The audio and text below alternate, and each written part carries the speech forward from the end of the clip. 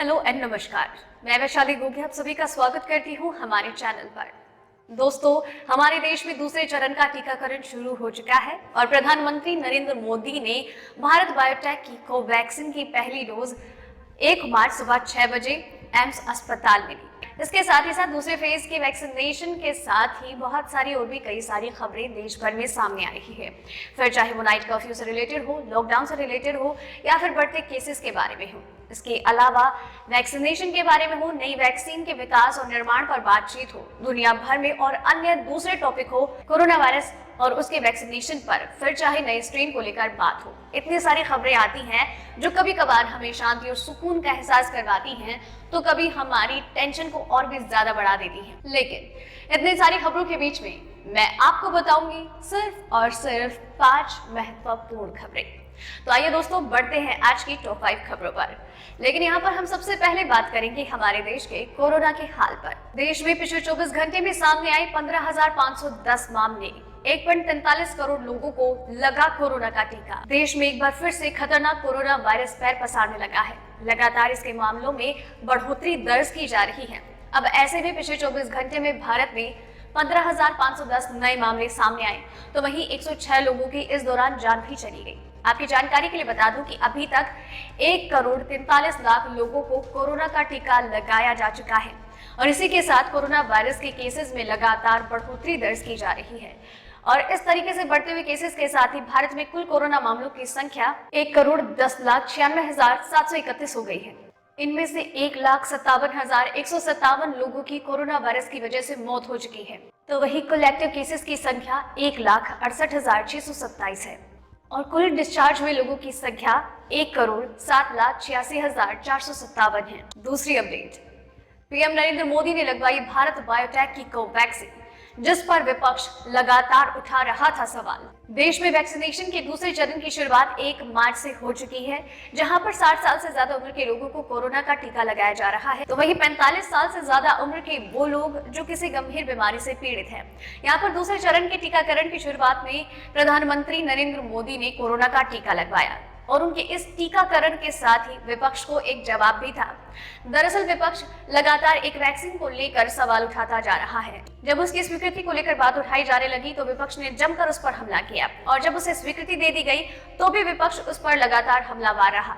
लेकिन प्रधानमंत्री नरेंद्र मोदी ने 1 मार्च सुबह 6 बजे एम्स में कोरोना वैक्सीनेशन का पहला डोज लिया और उन्होंने भारत बायोटेक द्वारा निर्मित कोवैक्सीन का वो डोज लिया है। आपको बता दें कि यही वो वैक्सीन है जिसके ऊपर लगातार विपक्ष के द्वारा सवाल उठाए जा रहे थे कि इसके तो ट्रायल्स ही पूरे नहीं हुए हैं, तो इसे किस प्रकार से आम लोगों को लगाया जा सकता है, उनके स्वास्थ्य के साथ किस तरीके से प्रधानमंत्री नरेंद्र मोदी और उनकी सरकार खिलवाड़ कर सकती है।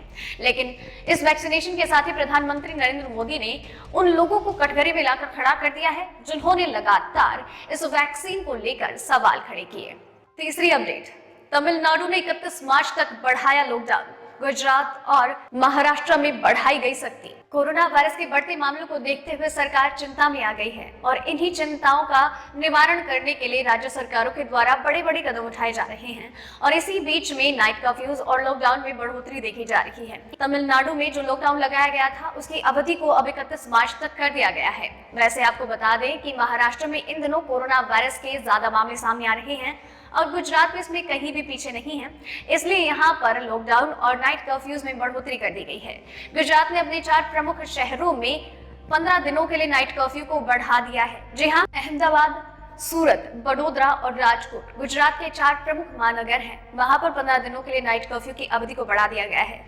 साथ ही सरकार की ओर से ये निर्देश भी जारी किए गए हैं कि आवश्यक दिशा निर्देशों का पालन करें, मास्क का उपयोग करें और खुद का सैनिटाइजेशन करना और सोशल डिस्टेंसिंग जैसे नियमों का पालन लगातार करें। आपको बता दें कि गुजरात में नाइट कर्फ्यू की अवधि पहले 28 फरवरी को खत्म होने वाली थी, लेकिन अब इसकी अवधि को बढ़ा दिया गया है। चौथी अपडेट, अरुणाचल प्रदेश हुआ कोरोना मुक्त, अब एक भी एक्टिव केस नहीं और 99% रिकवरी रेट। कोरोना वायरस संक्रमण की दूसरी लहर की खबरों के बीच में एक खुशखबरी सामने आई है। दरअसल देश के पूर्वोत्तर राज्य अरुणाचल प्रदेश से ये खुशखबरी सामने आई है। दरअसल ये राज्य कोरोना से मुक्त हो गया है। यहाँ पर ना तो एक भी एक्टिव केस है, बल्कि रिकवरी रेट भी 99% है।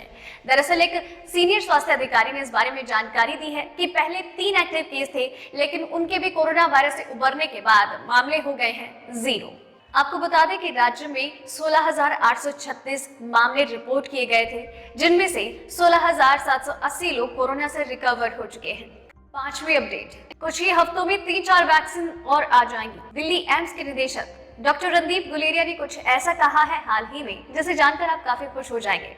दरअसल हाल ही में एक चैनल के साथ इंटरव्यू के दौरान डॉक्टर रणदीप गुलेरिया ने कहा कि कुछ हफ्तों में हमारे पास 3 से 4 कोरोना की वैक्सीन होगी और लोगों के पास विकल्प होंगे कि वो कौन सी वैक्सीन का टीका लगवाना चाहेंगे।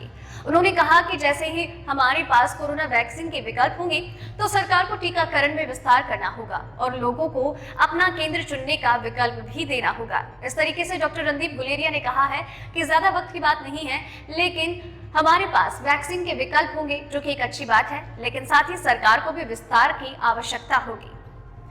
तो दोस्तों, ये थी हमारी आज की टॉप 5 खबरें। उम्मीद करती हूँ आपको पसंद आई होगी और आपके लिए इसी तरीके से हर रोज, हर बार, हर रात 8 बजे कोरोना वायरस और इसकी वैक्सीनेशन से जुड़ी ऐसी और भी कई खबरें लेकर आती रहूंगी। आप बस चैनल के साथ बने रहिए और चैनल को सब्सक्राइब कर लीजिए। धन्यवाद।